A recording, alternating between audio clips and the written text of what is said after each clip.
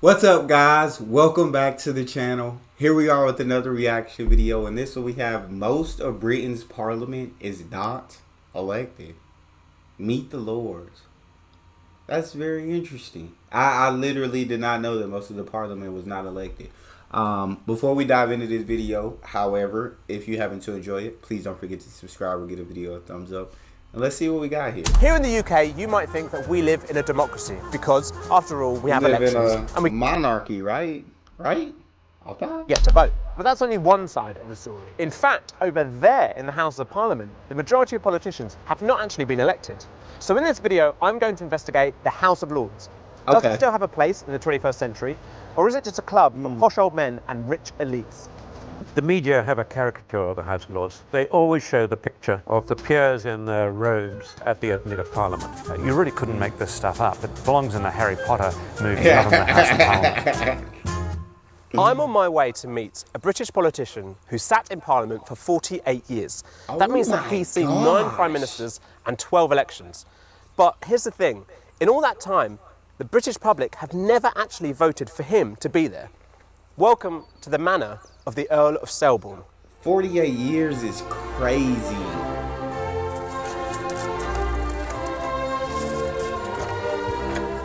Hello, this is John Palmer, but officially he's called the Earl of Selborne. He's part of the British nobility who have inherited their elite names and privileges over hundreds of years. Now he's aged 79 and he spends most of his time here on a 6,000-acre estate in the south of England, surrounded by his beloved fruit orchards. 6,000-acre estate? Oh my God! We can live with badgers. That's not a problem. We're looking for a badger poo right now. This is a badger latrine. And how much of this land do you own? Or how far does it go out? Not to the horizon, but it goes about a mile in that direction. Okay. As a member of the House of Lords, he's been able to have a say on almost every new law that's been brought in, from crime to Brexit, banking, the health service, and even the British Armed Forces. In 1971, your grandfather died, and that's when you then became a hereditary lord. So how does that work? I had to write to the Clerk of Parliament, and I had to show my birth certificate and the death certificate from my grandfather, and I was duly, therefore, then a member of the Lords.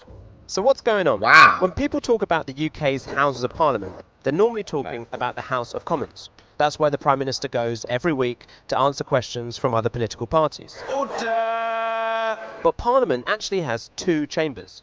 The other one is the House of Lords, and that's where the Earl of Selborne is. Members of the House of Lords are often known as peers, and there's almost 800 of them in total. Yeah. Now you can spot one of these peers a mile off, because they go by these ancient titles like Earl, Baroness, Duke, and Viscount. And out of all 800 of them, none of them have been elected by us, the public. There are 3 main ways you can become a peer in the House of Lords. The most common way is to be appointed as a life peer. Another way to get into the House of Lords is to become a bishop. There are 26 seats reserved especially for the Church of England. And finally, you can get a seat in Parliament just by, well, inheriting it from your parents. There you go. And that's how the Earl of Selborne got in. He's one of 92 hereditary peers who were born into a ruling establishment class and given powerful positions in Parliament. And I've been a hereditary peer by an accident of birth, and I think that I've made a contribution, but I have no case for saying that hereditaries have any more expertise than anyone else. So if you had been elected at various elections during that time, how would that have changed what you would have spoken about? Remember, you see, an MP is elected by his constituency, and they are always thinking about the next election. But in the Lords, you're not responding to those immediate pressures. You can take a step back, and you can sometimes promote issues which wouldn't necessarily be very popular for your constituents. But when it comes to the rather boring nitty-gritty of trying to win an election, I'm afraid I've rather lost interest. I do agree with him. You don't have to worry about upsetting your constituents. You don't have to. That's something you don't have to stress about. So like, you can really like take that step back and say like whatever opinion you have about certain things, or if you want to try to get certain things passed. I'm not sure if they have the power to put something on the table and allow it to be discussed and see if it'll get passed. I don't know what kind of power the Lords have. But yes, you don't have to worry about ever losing your seat. You don't have to worry about ever losing an election. You can say how you feel about certain issues without the stress of, is this going to make somebody mad? Is this going to upset somebody? So I feel like that's, yeah. I mean, it's a great spot to be in. I'm not mad at the Earl. I'm not mad at the Lords. I wish I inherited a Lord title, but I know with great power comes great responsibility. So then I'm like, I don't know. Over the years, there have been calls for the House of Lords to be reformed. But is being undemocratic really so bad? And if so, what can be done about it? To find out, we need to dig a little deeper. Okay. If you are writing the laws of the country that you want the citizens to live under, then the citizens should have a say in who you are. I think the hereditary peers have literally had a born-to-rule attitude towards it all. They can only get this job because of the family they were born into, and that's not on any particular thing they've done. It's based on what their forefathers did, which, you know, that's just not the way the world works anymore. So I think it's a real hangover from a different age. So, ever since 2002, there have been elections for the hereditary peers. Now, oh, wow. I know you're thinking, that sounds like great news. At last, the House of Lords is finally democratic, right? Wrong. These elections have a little catch. You can only be a candidate if you're part of the elite aristocracy. All they've got to do is to write a brief personal statement, like it's university or something. That's all they've got to do to get a seat in the House of Lords. And some of those personal statements are, well, see for yourself. I wish to come and give my support for Brexit. I have been in farming. This lord wrote, I wish to inherit a seat as promised in letters patent by the monarch. All my ancestors, on both sides, have served. Oh, wow. And, as if it's not a prerequisite, he adds, I reside in Westminster and can attend the House of Lords. This lord said, Always willing to serve. Lord Cadman didn't bother to write anything at all. And the Earl of Limerick, for his personal statement, well, you guessed it, he submitted a poem. The upper house knows none so queer a creature as the seatless peer. Flamingo-like he stands all day, with no support to hold his sway, and waits with covert eagerness for 92 to be one less. Just to be clear, we haven't made these up. Those people think that submitting those personal statements should be enough to secure them a seat in Parliament for life. I don't. Well, it sounds like it is. It sounds like they know, they think that's enough. It is enough. They get in Parliament for life.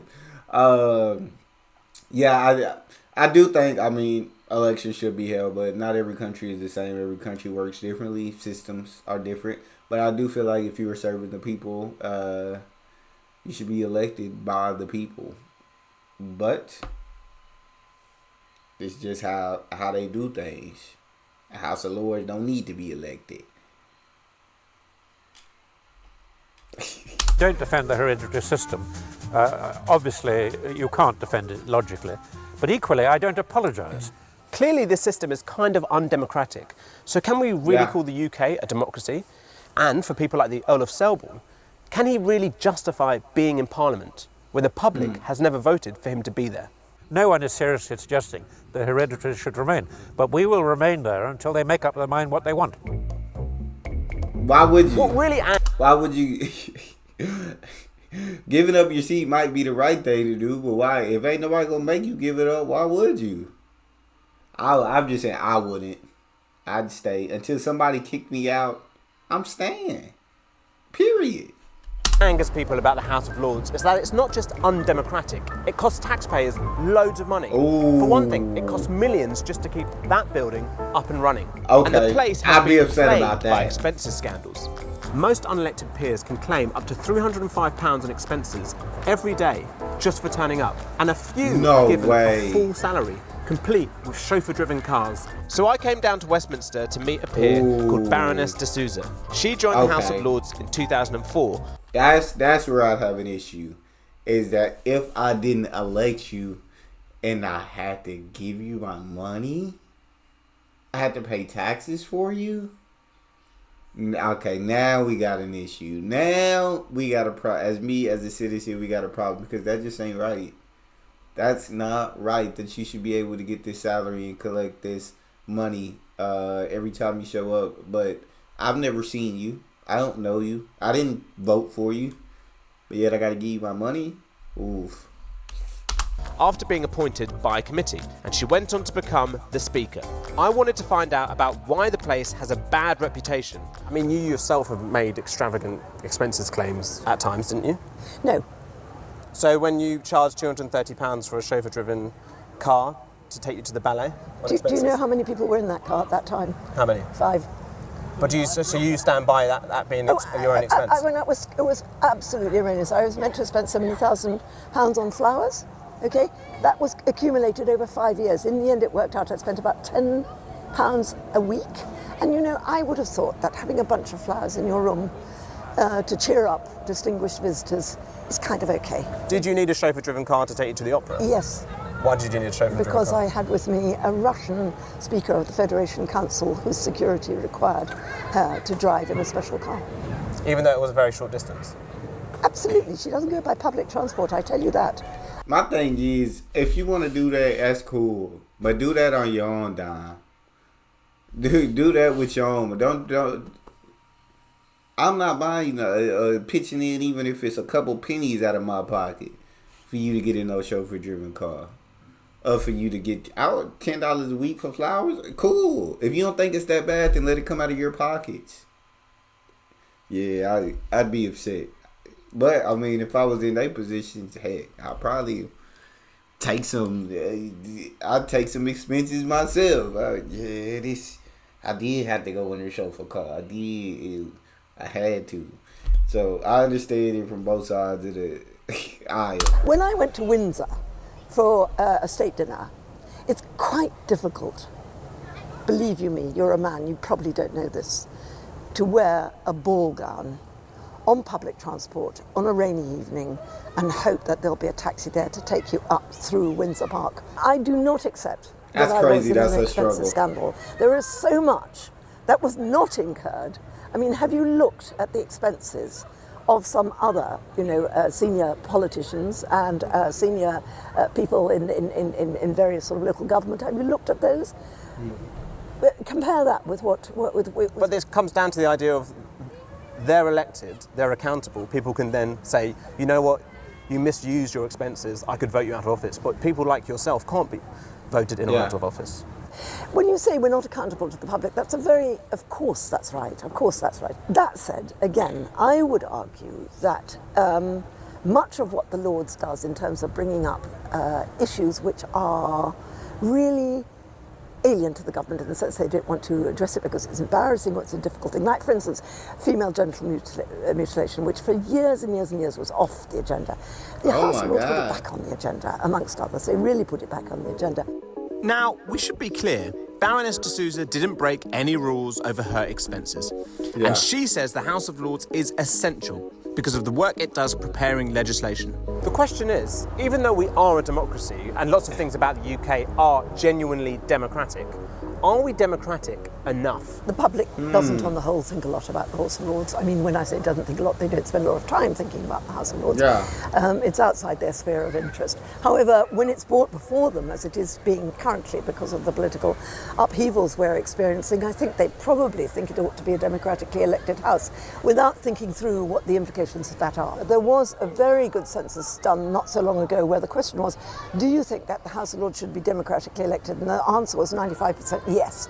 And then another question further down on the same census was, do you want more elected politicians? The answer was no. So I'm not sure that the vast majority of people don't really know what the House of Lords does. So, I don't think they do either. They just basically said, we don't need y'all.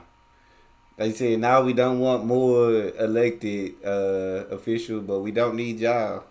So they basically just trying to retire everybody in the House of Lords. Is what it sounds like to me. But from a citizen standpoint, it is unfair that some of my taxes go towards you, yet I don't have any say in any election or anything like that. You get to incur all these expenses without being held accountable by the public. It's not fair. It truly isn't fair. On the other hand, if I was in the House of the Lords, which, I mean, honestly, I don't see a brother in the House of the Lords, but then, I mean, I'd probably take advantage of the same. things, the same privilege, I guess. I don't know. But sometimes I'm a selfish human being, so. Is it time to change the House of Lords? Or is the UK democratic enough already? It's a democracy on paper, but actually for very easy changes, we could make it a much richer and more meaningful and healthier democracy if we were prepared to make the changes that are so obvious to most voters who say these are the sorts of things they'd like to see changed. So there we go. That's the House of Lords. But obviously, that's only one part of the UK's political system. And we're going to do another video asking how democratic is the rest of it. So let us know your thoughts and ideas in the comments below. And let us know if there's anything you'd like us to cover. Thanks for watching, and make sure you hit the subscribe button for more of these videos. I definitely want to know what you guys think as well, because that video was just interesting to me. Like I said throughout the video, I don't think it's right that this House of Lords gets the right legislation. I don't know if they get to make laws, or I don't know the extent of the power the House of Lords have. But I don't like the fact that they get to incur expenses and do this stuff, yet they're not held accountable to the people. Yet it's the people's pockets the money is coming out of. I don't think that's right. And 95% of the people don't think it's right. They would rather it be democratic and to have them be elected. So I just think when 95% of the population says that, and money's coming out of the pockets of 100% of the populations to fund the House of the Lords, then one of two things. The House of the Lord needs to come out and make a statement and talk to the public and be like, this is exact, because she said they don't even think about the House of the Lords or what we do. And okay, well, you guys need to come out and say, like, these are all the things the House of the Lord takes care of. This is everything that we do. Prove to me that your words taxes out of my pockets. I want to know what my money's going to, so make a statement on exactly what you do. And I think that would be easier for people to digest. But without people knowing exactly what it is that you do, yet you're incurring expenses, some of y'all are getting paid salaries, and this is all coming out of taxpayer money, and then they're funding the building that you guys meet in, then it's like, why am I paying this if I have no clue how you benefit us? So, yeah, from my standpoint as a citizen, I would 100% vote. It should be a democratic process. People should have to be elected. But as if I was a member in the Lords, I obviously not giving up my seat till I get kicked out. But let me know how you guys feel in the comment section. I'm very intrigued. Also, if you enjoyed it, don't forget to like and subscribe, and then check out this video next. See you guys later.